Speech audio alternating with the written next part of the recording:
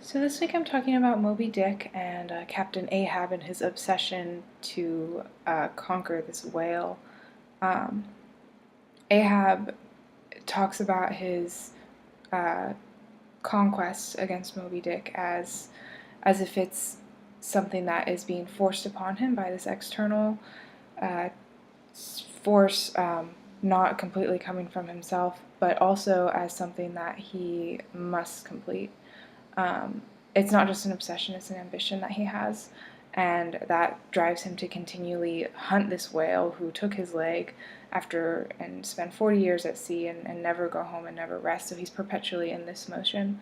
And and it's really significant because Ahab approaches his conquest or his goal to conquer Moby Dick um, as if he's battling this external, greater supernatural force. In a way, Moby Dick kind of becomes like this deity almost that he needs to fight or by resisting, or even show worship to by resisting. There are some passages in the text where he talks about having this worshipful attitude towards elements of nature that only comes through resistance, which is very different from what we think of when we think of like Christian worship.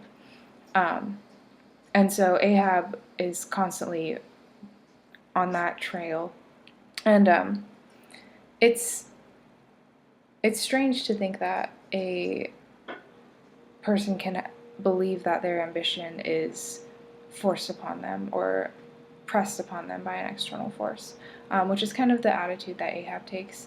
And but he's so driven to conquer this whale and to show worship to nature by resisting, but it's impossible, and which is why the ending makes sense that he couldn't actually complete this, because it shows man's being finite and not infinite, in this relationship between man and nature that we see throughout all of Melville's work in Moby Dick, that man versus nature, who's gonna conquer who, and this white whale, if it represents some deity, can't be conquered by a man because man is finite.